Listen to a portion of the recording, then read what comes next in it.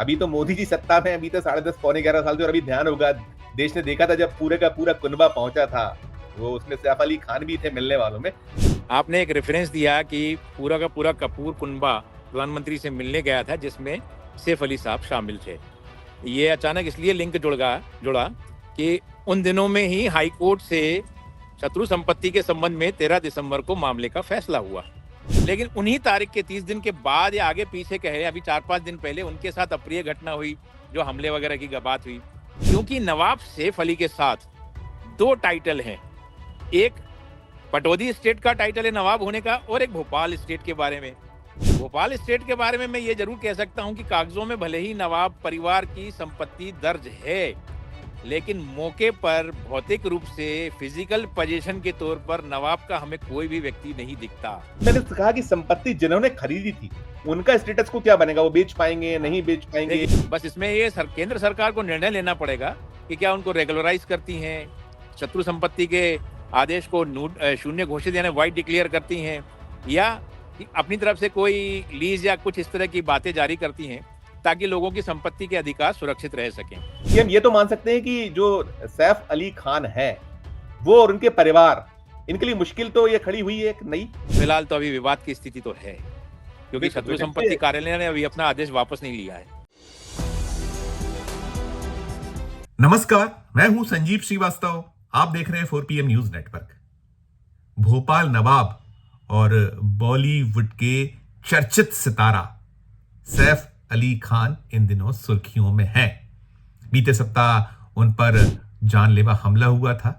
चोरी की नीयत से घुसे एक शख्स, जैसा कि पुलिस ने बताया है कि उसने सैफ अली खान पर प्राणघातक हमला किया और सैफ अली खान उस हमले में बाल बाल बच गए। अब हमलावर पुलिस की गिरफ्त में है, उससे पूछताछ चल रही है।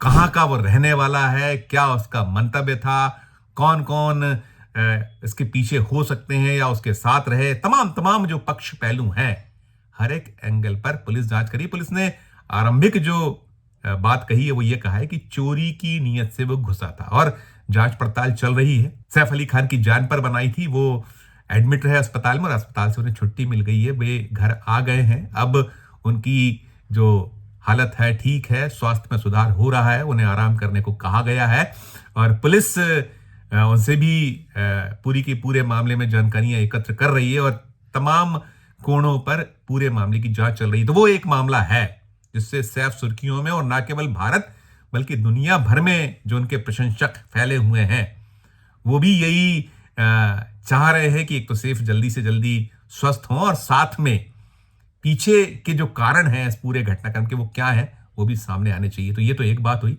लेकिन दूसरा जो पक्ष या पहलू है एक और, जो सैफ संकट में है उनके समक्ष एक दूसरा बड़ा और संकट पैदा हो गया है और वो संकट उनकी अरबों रुपए की संपत्ति, और जहां से मैंने शुरू किया था भोपाल नवाब, ये तमगा सैफ अली खान के पास है, इन दोनों पर बनाई है। कोर्ट के एक आदेश के बाद से ये मामला, ये मसला, जो उनकी बहुत बड़ी तादाद में संपत्तियां हैं, वो संपत्तियों का क्या होगा, और बहुत सारे सवाल कोर्ट के आदेश के बाद खड़े हो गए हैं।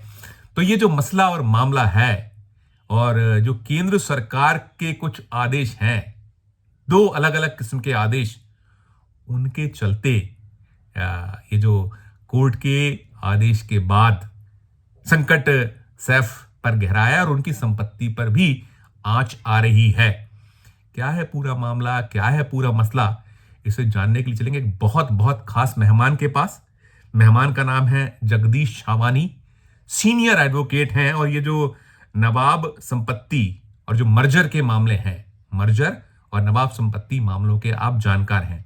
तो चलते हैं सीधे जगदीश छावानी जी के पास और समझते हैं, जानते हैं, बूझते हैं कि क्या कुछ ये जो कोर्ट का आदेश आया है, ये हाई कोर्ट का आदेश है और जो संपत्तियां हैं वो भोपाल की संपत्तियां हैं। भोपाल नवाब की हैसियत से जो मिल्कियत संपत्तियां मिली हुई हैं सैफ अली खान को और उनके पास जो तमगा है भोपाल नवाब का, उस पर कैसे मनाइए। तो चलते हैं सीधे जगदीश छावानी जी के पास और जोड़ते हैं उन्हें। वो हमसे जुड़ गए हैं। एडवोकेट जगदीश छावानी। जगदीश जी, बहुत बहुत स्वागत है। मैं बातचीत का सिलसिला शुरू करने के पहले बताऊं कि जगदीश जी सीनियर एडवोकेट तो हैं ही, भोपाल में आप प्रैक्टिस करते हैं, साथ साथ आप जो मध्य प्रदेश हाई कोर्ट है उसमें आप अपीयर होते हैं, साथ साथ एक पूरी की पूरी निगाह नजर जो ये विधि से जुड़े मामले मसले हैं उस पर रखते हैं। और खास बात यह है कि जो मर्जर के मामले हैं, मर्जर या जो नवाब संपत्तियों से जुड़े मसले मामले, उसके आप एक्सपर्ट कहलाते हैं। तो ऐसे जगदीश छावानी जी हमारे साथ हैं। जगदीश जी, पुनः आपका बहुत बहुत स्वागत। मैं शुरुआत यहीं से करूंगा कि ये जो हाईकोर्ट का फैसला क्या कुछ आया है और क्या कुछ अभी तत्काल में संकट पैदा हो रहा है, पहली प्रतिक्रिया आपकी जगदीश जी। दरअसल ये जो हाईकोर्ट का फैसला है वो 13 दिसंबर 2024 का है और ये फैसला बेसिकली भोपाल की शत्रु संपत्ति के संबंध में था। दरअसल भारत सरकार के गृह मंत्रालय अंतर्गत शत्रु संपत्ति कार्यालय ने 25 फरवरी 2015 को भोपाल नवाब की संपत्तियों का वारिस गद्दी उत्तराधिकार अधिनियम 1947 के बारे में अपनी तरफ से एक है उसका करते हुए अपनी तरफ से एक डिसीजन लेते हुए भोपाल नवाब का उत्तराधिकारी आबिदा सुल्तान को, यानी जो उनकी इस समय बड़ी बेटी थी और वो भारत छोड़ के पाकिस्तान जाके बस गई थी, इस आधार पे उन्हें मान्य किया कि भोपाल की नवाब वो थी, नवाब हमीदुल्ला खां साहब के बाद। और क्योंकि वो पाकिस्तान जाकर बस गई और वहीं की नागरिक हो गई, तो इसलिए भोपाल नवाब की यहाँ भोपाल में जितनी भी संपत्तियां हैं वो सब शत्रु संपत्ति हो जाती हैं और वो भारत सरकार के नियंत्रण में आ जाती हैं। तो उस निर्णय को लेकर सैफ अली साहब ने उस समय चैलेंज किया था हाई कोर्ट में, उनकी माताजी ने भी किया था। तो हाई कोर्ट में वो चलता रहा 2015 से लेके और अभी 13 दिसंबर 2024 को उसका फैसला आया। तो क्योंकि शत्रु संपत्ति अधिनियम में एक संशोधन हुआ है अपीलांट अधिकारी के संबंध में, तो वहां ये आपत्ति ली गई कि हाई कोर्ट में इस प्रकरण में सुनवाई नहीं हो सकती है। अगर इनको कोई अपनी अपनी तरफ से उस आदेश को चैलेंज करना है तो अपील अधिकारी के पास जाएं। तो कोर्ट ने उनको लिबर्टी दी, प्रकरण का निपटारा कर दिया। लेकिन उनके पक्ष में जो पहले से उस सर्टिफिकेट को लेकर जो भोपाल की शत्रु संपत्ति मानने से रोकता था स्टे, वो स्टे कंटिन्यू नहीं रखा गया और किसी तरह की कोई अंतरिम सहायता उनको नहीं दी गई। तो ऐसी स्थिति में ये कब खारिज हुआ है, स्टे कब खारिज हुआ है? ये 13 खारिज तो नहीं, ये कहें कि प्रकरण का निराकरण हो गया, खारिज कहें या अलाउ कहें कुछ भी नहीं, क्योंकि उनके पक्ष में था लेकिन वो प्रकरण का ही निपटारा हो गया। उनको सिर्फ लिबर्टी ये मिली कि आप अपील फाइल करिए, लेकिन इस तरह की कोई लिबर्टी नहीं मिली कि तब तक इस शत्रु संपत्ति कार्यालय के आदेश पर किसी भी प्रभावशील होने पर रोक रहेगी, ऐसा कोई सहायता नहीं मिली। तो लोग इंतजार कर रहे थे कि पता नहीं कुछ होगा, अपील फाइल होगी कि नहीं होगी, या उसका कोई अंतिम सहायता या उस आदेश पर फिर से दोबारा रोक लगेगी नहीं लगेगी। तो 13 दिसंबर से 13 जनवरी यानी 1 महीने का समय निकल चुका है और किसी भी तरह की कोई जानकारी सामने नहीं आई कि अपील भी फाइल हुई है या नहीं हुई है और उस पर स्टे है कि नहीं है। और अपील अधिकारी भी भोपाल में या जबलपुर में न होके मुंबई में है, तो डेफिनेटली वहीं से उसी स्तर से वहां से कार्यक्रम होना, अपील फाइल होनी थी। पर ऐसा कुछ अभी तक सामने निकल के नहीं आया है। इस कारण से अब वापस स्टेटस उसी 2015 की स्थिति में चला गया, यानी भोपाल नवाब की सारी संपत्तियों को शत्रु संपत्ति होना मान्य किया गया उस सर्टिफिकेट के मुताबिक। तो इसलिए एक विवाद निकल के आया है और इसी से जुड़ा हुआ है कि वो भोपाल के नवाब हैं या नहीं है, वो भी इसी बात से जुड़ा हुआ है करके। इसमें दो दो कुछ अलग अलग नियम है ना, केंद्र के जो नोटिफिकेशन, दो अलग अलग नियम है, एक 1949, फिर एक जो है जो 1947 भी एक अधिनियम है, 1 जून 1949, एक फिर उसके पहले 1947 है, उत्तर जो भोपाल गद्दी उत्तराधिकारी अधिनियम 1947, दो हैं। ये भी बताइएगा ये क्या मसला मामला, ये कैसा क्या है? देखिए, एक पहले तो ये है कि भारत सरकार और भोपाल नवाब हमीदुल्ला खां साहब के बीच 30 अप्रैल 1949 को मर्जर एग्रीमेंट हुआ था, यानी भोपाल रियासत का भारत संघ में विलय के बारे में। और वो विलय का एग्रीमेंट 1 जून 1949 से लागू हुआ था, ठीक है। और उस एग्रीमेंट में एक आर्टिकल 7 में ये प्रावधान है कि आफ्टर मर्जर भोपाल के नवाब का टाइटल कंटिन्यू रहेगा और उनको वो सारे प्रोटोकॉल, प्रिविलेजेस, अधिकार सारे जो है वो कंटिन्यू रहेंगे। प्रीवी पर्स भी था उसमें उनके संबंध में। नवाब हमीदुल्ला खां साहब ने उस एग्रीमेंट में इसका प्रावधान करवाया था, या भारत सरकार ने उसे मान्यता दी थी कि नवाब हमीदुल्ला साहब के गुजर जाने के बाद उनके वारिस के रूप में उस नवाब के टाइटल का प्रोटोकॉल और प्रिविलेज उनके उत्तराधिकारी के साथ जारी रहेगा। और वो उत्तराधिकारी कौन होगा? ये भोपाल गद्दी उत्तराधिकार अधिनियम 1947 के मुताबिक। तो 1947 का वो अधिनियम क्या बोलता है कि भोपाल नवाब का उत्तराधिकारी उनका बड़ा पुत्र या बड़ी पुत्री होगी। तो उनकी सबसे बड़ी बेटी जो है वो भोपाल की नवाब के रूप में उत्तराधिकारी मान्य की जाएंगी। अब मसला ये आता है कि नवाब हमीदुल्ला खान साहब का इंतकाल मर्जर एग्रीमेंट के लगभग 11 साल बाद फरवरी 1960 में हुआ था। अब भारत सरकार के सामने ये यक्ष प्रश्न आया कि हम नवाब भोपाल का उत्तराधिकारी के रूप में किसे भोपाल नवाब का टाइटल एलिनेट करा जाए, रिकॉग्नाइज करें। तो चूंकि आबिदा सुल्तान तो उनके नवाब हमीदुल्लाह साहब के हयात रहते ही पाकिस्तान जा चुकी थी और वहीं की नागरिक बन गई थी, तो उनको न मानते हुए उनकी दूसरे नंबर की बेटी साजिदा सुल्तान को भोपाल का नवाब का टाइटल ट्रांसफर या एलिनेट किया गया और रिकॉग्नाइज किया गया। और इस संबंध में 10 जनवरी 1962 का नोटिफिकेशन भारत सरकार के गृह मंत्रालय ने जारी किया था। उस सर्टिफिकेट में, उस नोटिफिकेशन में स्पष्ट तौर पर यह वर्णित भी है, यह बताया गया है, उसका उल्लेख है कि भोपाल गद्दी उत्तराधिकार अधिनियम 1947 के आधार पर साजिदा सुल्तान को भोपाल नवाब का उत्तराधिकारी मान्य किया जाता है और वो ही भोपाल की नवाब के रूप में अपने सारे प्रिविलेजेस, प्रोटोकॉल वो कंटिन्यू उनके साथ रहेंगे करके। ये उसमें नोटिफिकेशन जो आप जानना चाहते हैं, बिल्कुल तो बिल्कुल। उसी आधार पर मैं तो इस चीज को एलिनेट आपने होता हुआ सैफ अली के पास डिस्कशन किया, लेकिन हमारे दर्शक जान सके, बूझ सके, इसलिए मैंने उसको आपको दोबारा पूछा। और नहीं, एक चीज ठीक ये है, भी वो उसी आधार पर ही सैफ अली को ट्रांसफर हुआ था नवाब का, क्योंकि सैफ अली से पहले उनके पिताजी यानी नवाब मंसूर अली खां पटेदी को भोपाल का नवाब का टाइटल था और उनके जाने के बाद सैफ अली के पास भोपाल नवाब होने का टाइटल रहा है। लेकिन अब शत्रु संपत्ति ने जो 2015 का आदेश जारी किया है, उससे तो उनका टाइटल खतरे में है मेरे हिसाब से। बिल्कुल बिल्कुल, मैं टेक्निकली यही पूछना चाह रहा हूँ कि जो आप 14 दिसंबर आपने 2024 की बात की और 15 जनवरी 2025 की स्थिति हुई, कोई आपत्ति नहीं लगी, कोई उसमें अपील नहीं हुई, लिहाजा अब ये मामला मसला दोनों चीजें, शायद 15,000 करोड़ रुपए के आसपास की संपत्ति उनकी है, एक चीज, देखिए, और दूसरा आकलन करने को तो आप उनका टाइटल, दोनों शायद आकलन संकट में। हाँ, देखिए, है तो वो मामला विवादित, करोड़ों नहीं अरबों भी हो सकती हैं। अब 15,000 करोड़ है या कितने हजार करोड़ है, ये इस मामले में तो मैं ना एक्सपर्ट हूं ना मैं उसका अनुमान लगा सकता हूं। लेकिन मैं इतना जरूर बता सकता हूं कि क्योंकि शत्रु संपत्ति कार्यालय ने 25 फरवरी 2015 का जो आदेश जारी किया है, उस आदेश के मुताबिक नवाब हमीदुल्ला खां साहब के 1960 के बाद उनके उत्तराधिकारी आबिदा सुल्तान को मान्य किया है। तो 1960 में भोपाल नवाब की संपत्तियों का जो स्टेटस रहा होगा, उन संपत्तियों को उन्होंने शत्रु संपत्ति मान लिया है और उन संपत्तियों में से बहुत सी संपत्ति तो राज्य सरकार ने अधिग्रहित भी की है, उसका मुआवजा भी बांटा है और उसमें बहुत सारे और भी चीजें हैं जिसमें कोर्ट के फैसले भी हुए हैं, मालिकाना हक को लेकर लोगों ने भी खरीदी है या तरह मैं तरह वही से वही अपने सवाल, पक्ष में। दो चीजें वही अपने दर्शकों के लिए भी। और एक तो पहले शत्रु संपत्ति को थोड़ा और स्पष्ट कर दीजिए, आपने कुछ चीजें बताई हाँ, कि शत्रु संपत्ति के बारे में थोड़ा जानने की जिज्ञासा बहुत लोगों की, शत्रु संपत्ति है क्या। दरअसल भारत के हमारे दो दुश्मन मुल्क हैं, एक चाइना और एक पाकिस्तान। इनके साथ हमारे युद्ध भी हुए हैं, 61 में भी युद्ध हुए, 64 में भी युद्ध हुए और भी पहले युद्ध हुए हैं।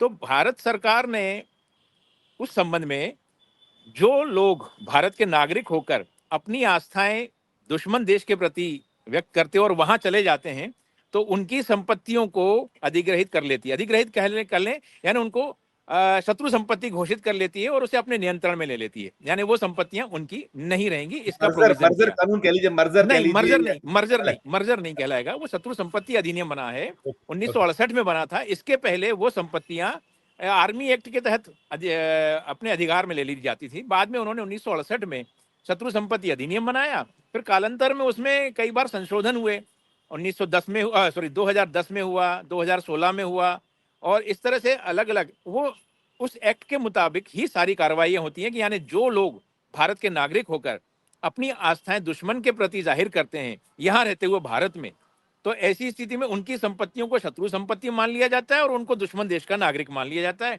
वो सरकार अपने अधिकार में ले लेती है, फिर उस हिसाब से संपत्तियों को जिसको देना चाहे सरकार तय कर लेती है। ये है उसमें कानून में। बिल्कुल। अच्छा, इसमें इसमें जैसे जो आपने कहा कि जो संपत्तियां किसी ने खरीद ली हैं या और भी जो जो स्थितियां हैं, तो उन सब में क्या स्थिति बनेगी अब? चूंकि ये जिस तरीके से ये अधिनियम जो कह रहा है, नोटिफिकेशन जो कह रहे हैं केंद्र की सरकार के, अभी तो मोदी जी सत्ता में, अभी तो 10.5 पौने 11 साल से, और अभी ध्यान होगा देश ने देखा था जब पूरे का पूरा कुनबा पहुंचा था, वो उसमें सैफ अली खान भी थे मिलने वालों में। तो उन सब पर क्योंकि बड़ा एक अभी एक दो चीजें हैं, एक उन पे जो हमला हुआ है वो, फिर ये दूसरा बड़ा संकट ऐसा माना जा सकता है या कहा जा सकता है कि तकलीफ तो होगी, कोर्ट कचहरी कानूनी आपको लड़ाई तो लड़ना होगी। तो ये जो संजीव संपत्तियां जी, रही हैं जो आपने बेची हैं, संजीव जी, उनका स्टेटस क्या आप बनेगा? आपकी बातचीत ने अभी तत्काल में मेरे दिमाग में कुछ लिंक ऐसे जोड़े हैं। आपने एक रेफरेंस दिया कि पूरा का पूरा कपूर कुनबा प्रधानमंत्री से मिलने गया था, जिसमें सैफ अली साहब शामिल थे। ये अचानक इसलिए लिंक जुड़ा कि उन दिनों में ही हाई कोर्ट से शत्रु संपत्ति के संबंध में 13 दिसंबर को मामले का फैसला हुआ और उसमें उन फैसले में उनको 30 दिन के अंदर अपील फाइल करने की एक सुविधा दी गई और वो अपील फाइल होनी थी शत्रु संपत्ति कार्यालय के मुंबई स्थित। अब वहां अपील फाइल हुई या नहीं हुई 30 दिन के अंदर वो एक अलग बात है, लेकिन उन्हीं तारीख के 30 दिन के बाद या आगे पीछे कहे अभी 4-5 दिन पहले उनके साथ अप्रिय घटना हुई, जो हमले वगैरह की बात हुई, वो मामला वहीं अटक गया। यानी ये लिंक जुड़ता जा रहा है। तो ऐसी स्थिति में क्योंकि नवाब सैफ अली के साथ 2 टाइटल हैं, एक पटौदी स्टेट का टाइटल है नवाब होने का और एक भोपाल स्टेट के बारे में। भोपाल स्टेट के बारे में मैं ये जरूर कह सकता हूं कि कागजों में भले ही नवाब परिवार की संपत्ति दर्ज है, लेकिन मौके पर भौतिक रूप से फिजिकल पोजीशन के तौर पर नवाब का हमें कोई भी व्यक्ति नहीं दिखता। ना ही कहीं पर इस बात का बोर्ड लगा हो या नोटिफिकेशन जारी हो कि ये संपत्ति नवाब परिवार की संपत्ति है, यहाँ पे किसी को कोई दखल अंदाज ही नहीं है। ऐसा कुछ भी नहीं है, कहीं भी नहीं है। यानी देखा जाए तो प्रॉपर्टियां लोगों के कब्जे में हैं। यानी उनको भी ये पता है कि हमारे पास भोपाल में कोई प्रॉपर्टी नहीं है, तो अब हम करते हैं या नहीं करते ये उनके विवेक के ऊपर निर्भर करता है, अपील करें या ना करें। तो इसलिए वो लिंक जुड़ता गया कि वो अपील करेंगे तो किस आधार पे करेंगे, क्या करेंगे, या नवाब के टाइटल को बरकरार रखने के लिए करेंगे या प्रॉपर्टी को प्रोटेक्ट करने के लिए करेंगे, ये क्वेश्चन मार्क उठता है। नहीं बिल्कुल, लेकिन ये जो मैंने कहा कि संपत्ति जिन्होंने खरीदी थी उनका स्टेटस को क्या बनेगा? वो बेच पाएंगे या हाँ, नहीं बेच पाएंगे? देखिए मैं उनके आपको पास एक बात क्या? बता दूं, जी। जिनके पास आज की तारीख में भौतिक रूप से कब्जा है, मालिकाना हक के रूप में है या किसी और रूप में है, पहली बात तो वो उनको डिस्पजेस किया ही नहीं जाएगा, क्योंकि उनके पास अपने दशकों से रहने के प्रूफ्स हैं। उनके पास मालिकाना हक के दस्तावेज हैं, दशकों से, सालों से नहीं, दशकों से कितने, हैं। शायद बहुत बड़ी तादाद में लाखों लोग हैं, शायद कितने वो लाख लोग लाखों हैं? लोग हैं, लाखों लोग हैं, बहुत बड़ा एरिया है, बहुत बड़ा एरिया है। अच्छा, सिर्फ ये लोग ही नहीं, राज्य सरकार ने भी जमीनें अधिग्रहित करके उनका मुआवजा बांटा है, एक्वायर करके। इस बारे में अब गेंद जो है भारत सरकार के पाले में है कि वो इस शत्रु संपत्ति कार्यालय से जारी सर्टिफिकेट को या तो विड्रा करे या उसे 1962 के नोटिफिकेशन को उसको कंटिन्यू मान्य करे, क्योंकि वो 1962 का नोटिफिकेशन सुप्रीम कोर्ट तक ने मान्य किया है। मैं ये बताने की कोशिश कर रहा हूँ कि यहाँ से लोगों को उनकी संपत्तियों से बेदखल करने में तो दिक्कतें आएंगी, क्योंकि लाखों की तादाद में है, ये कुछ लोगों के साथ सीमित नहीं है। और सन 1960 से लेके कि आज की स्थिति में बहुत सारे विवाद की स्थितियां बनेंगी। बस इसमें ये केंद्र सरकार को निर्णय लेना पड़ेगा कि क्या उनको रेगुलराइज करती हैं, शत्रु संपत्ति के आदेश को शून्य घोषित यानी वाइड डिक्लेयर करती हैं, या कि अपनी तरफ से कोई लीज या कुछ इस तरह की बातें जारी करती हैं ताकि लोगों की संपत्ति के अधिकार सुरक्षित रह सकें। वो एक सरकार को कस्टोडियन निर्णय लेना कस्टोडियन है। किसी को कस्टोडियन कलेक्टर को बना सकते हैं, ये भी संभावना है? कस्टोडियन अधिकारी जो होता है वो भोपाल के जिला कलेक्टर, भारत सरकार ने पहले ही उसमें शत्रु संपत्ति कार्यालय ने जारी किया है। और इवन 2015 में तो उन्होंने सर्वे दल भी बना दिया था कि शत्रु संपत्ति को चिन्हित करते हुए वहां मार्क किया जाए कि ये शत्रु संपत्ति है। लेकिन चूंकि हाईकोर्ट का स्टे लग गया था, इसलिए वो कंटिन्यू नहीं रह पाया था। अब चूंकि हाईकोर्ट का जजमेंट आ चुका है, अब कलेक्टर के पास वापस गेंद पहुंच चुकी है। वो उनकी उदारता या उनका नजरिया, उनका लेकिन विवेक। केंद्र, ये तो केंद्र की सरकार पर निर्भर होगा ना, केंद्र हाँ, जो डेफिनेटली डिसीजन। डेफिनेटली डेफिनेटली, क्योंकि अब ये भी तो देखना जानना जरूरी है ना कि अपील बोलिए। फाइल की गई है या नहीं की गई है, और वहां से कोई स्टे मिला है या नहीं मिला है। लेकिन फाइनली हम इसमें अंतिम सवाल यही करूंगा, क्योंकि संकट भी है हमारा, बहुत सारी चीजें और पूछना चाहता, लेकिन यही कहला के खत्म करता हूं कि हम ये तो मान सकते हैं कि जो सैफ अली खान है वो और उनके परिवार, इनके लिए मुश्किल तो ये खड़ी हुई है एक नई। ये उनकी मुश्किल है, वो उनको किस तरह से देखते हैं, उनके पास उनका क्षेत्राधिकार है। मैं इतना जरूर कह सकता हूं कि फिलहाल शत्रु संपत्ति कार्यालय से जो जारी सर्टिफिकेट है, उन्होंने उनके नवाब टाइटल को जरूर डिस्प्यूटेड बना दिया है कि वो आबिदा सुल्तान को वह भोपाल का नवाब मानते हैं या भोपाल के नवाब के रूप में सैफ अली को मान्यता प्रदान करते हैं। ये इस बारे में चैलेंज करने का अधिकार भी सैफ अली के पास है कि वो भोपाल का नवाब खुद को कंटिन्यू रखना चाहते हैं या नहीं रखना चाहते हैं। उसको चैलेंज करेंगे नहीं करेंगे, वो अपने सलाहकारों से या अपने विधि विशेषज्ञों से सलाह करके उसे चैलेंज करें, ये उनको तय करना है। फिलहाल तो अभी विवाद की स्थिति तो है। क्योंकि शत्रु संपत्ति कार्यालय ने अभी अपना आदेश वापस नहीं लिया है।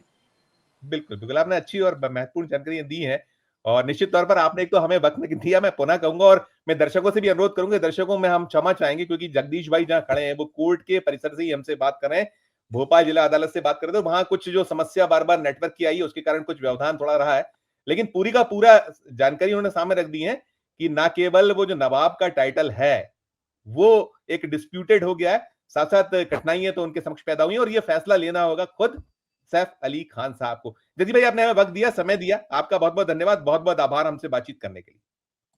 तो ये थे भोपाल के एक सीनियर एडवोकेट जगदीश छावानी जी, जो बता रहे थे कि जो सैफ अली खान के लिए जो नई कठिनाइयां, नई मुश्किलें हैं, एक तो उनका टाइटल, वो नवाब का जो टाइटल है या जो पटौदी वाला जो एक उनके पास टाइटल है, वो दोनों दिक्कत में आ रहे हैं। ये जो केंद्र सरकार के जो नोटिफिकेशन है अधिनियम है और जो हाईकोर्ट ने जो जो एक इस पे स्टे रहा है, उसको खारिज नहीं कहेंगे, लेकिन उसको लेकर जो स्थिति अब पैदा हुई है, जिसके बारे में तफसील से बताया गया जगदीश छाबानी जी जो सीनियर एडवोकेट है उनके द्वारा, तो पूरी की पूरी स्थिति यह है। और अब आगे जो है, गेंद यदि किसी के पाले में है तो वो केंद्र की सरकार के पाले में है और उसको लेकर जो कुछ करना है वो करेंगे सैफ अली खान या उनके जो परिजन, उनके एडवोकेट्स, उनके द्वारा इसमें आगे जो कुछ होगा वो हो पाएगा। इस चर्चा में फिलहाल इतना ही। हमारा अनुरोध यही होगा कि ये चर्चा आपको कैसी लगी और ये जो मैंने दोहरे संकट की बात की है कि अभी फिलहाल में जो स्थितियां हैं, वो एक तो उनका स्वास्थ्यगत जो मुश्किलात खड़ी हुई हैं उस हमले के बाद, तो अब वो स्वास्थ्य लाभ ले रहे हैं, लेकिन साथ में ये कोर्ट कचहरी और या कानूनी जो पक्ष पहलू हैं वो उलझने उनके लिए नई बढ़ा रहे हैं। तो जो टिप्पणी हो हमारे इस वीडियो कमेंट बॉक्स में जाकर जरूर कीजिएगा और चर्चा अच्छी लगे आपको तो हमारे चैनल को लाइक कीजिए, सब्सक्राइब कीजिए, ज्वाइन का बटन दबाया हो तो ज्वाइन का बटन भी दबाइए। प्यार और स्नेह बनाए रखिए और देखते रहिए 4PM न्यूज नेटवर्क। धन्यवाद, नमस्कार।